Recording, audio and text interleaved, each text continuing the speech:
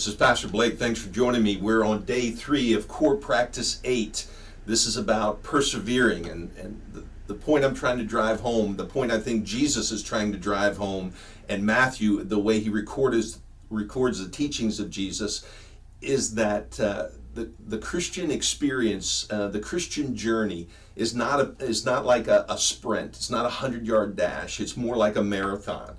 And there's going to be times that we grow tired. There's going to be times that it's painful. And the question is, are we going to persevere, keep pressing on faithfully, fruitfully, and expectantly? Faithfully meaning being obedient, full of integrity in our relationship with Jesus. Fruitfully serving Jesus and producing changes in character, but producing by the power of the Holy Spirit also other disciples, and expectantly looking forward to, with joy, the coming of Jesus. I want to take us to Matthew chapter 25. I told you the other day that Matthew 24 and 25 are 2 chapters. They're one of 5 main teaching sections in Matthew's gospel. These 2 chapters are particularly about perseverance and readiness, being ready for the return of Jesus. So he's going to give us an example here,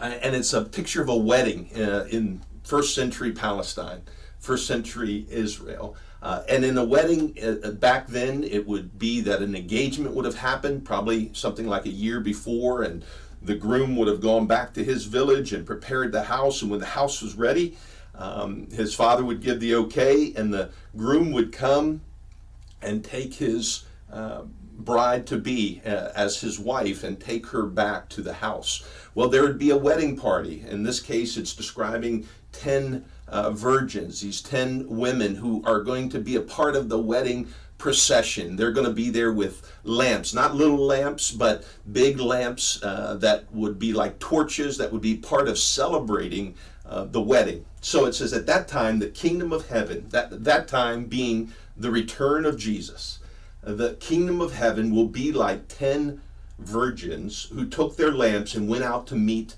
the bridegroom. So we're given just simply a picture that the return of Jesus for his people is going to be this scene of a wedding. These 10 virgins have gone out, these members of the wedding party, these critical members of the wedding party who are going to have the lights that are going to make it festive. Well, 5 of them were foolish and 5 were wise. So 5 were going to want to follow their example, and 5 were going to learn from.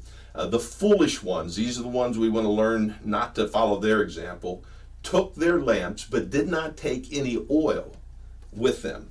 The wise ones, however, took oil in jars along with their lamps. So in both cases, they have lamps. They have lamps that are lit.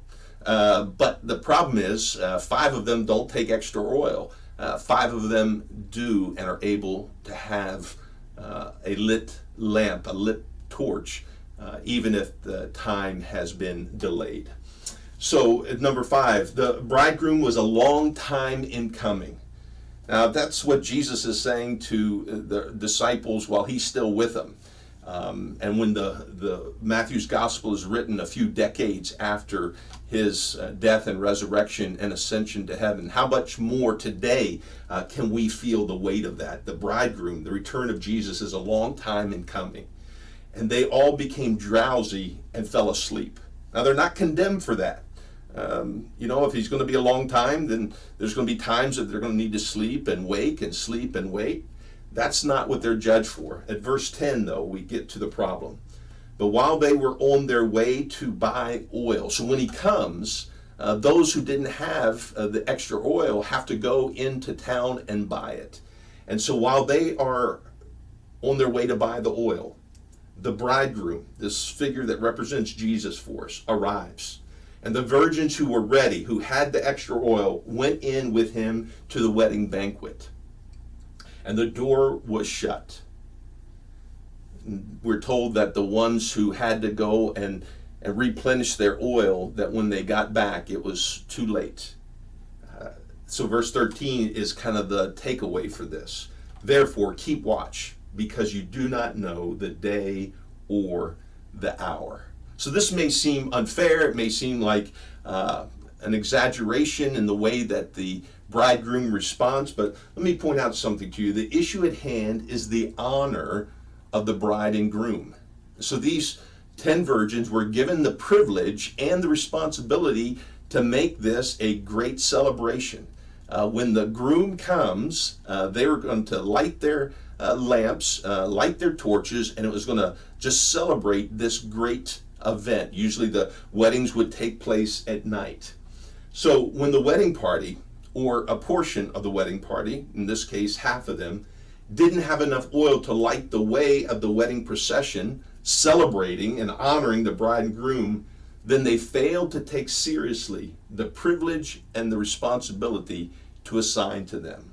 That's why the 5 who had oil weren't willing to share, because they knew it was better that they had their oil, so at least there's going to be 5 lamps lit, as opposed to all of them going out maybe at a key moment. So the question is this. Here's how we relate this to where we're at today. The question is not, were you on fire at one point? I'm trying to play with that imagery of the lamp or the torch. The question is not, were you on fire 5 months ago, or 5 years ago, or 5 decades ago. All of them had their lamps. But those who didn't have the extra oil, who weren't prepared for the long haul, they were not on fire. They had no ability to shine when the moment came. The real question is, am I ready now for his return? Am I ready to welcome Jesus with my passionate obedience, with my worship, and with my service? So today I want to encourage you to just allow this story of the 10 virgins, the wedding party. Their responsibility was to make the coming of the groom and the celebration of the wedding of the bride and groom, to make it a great event. But some had grown cold. Some had lost their fire, quite literally.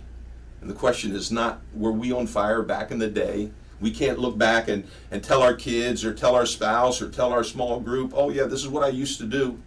Oh yeah, I've kind of put in my dues. I was really on fire leading in the church or leading in this ministry. The question is, where are we at today? Are we ready now to honor Jesus, to be on fire for Jesus, and to welcome him?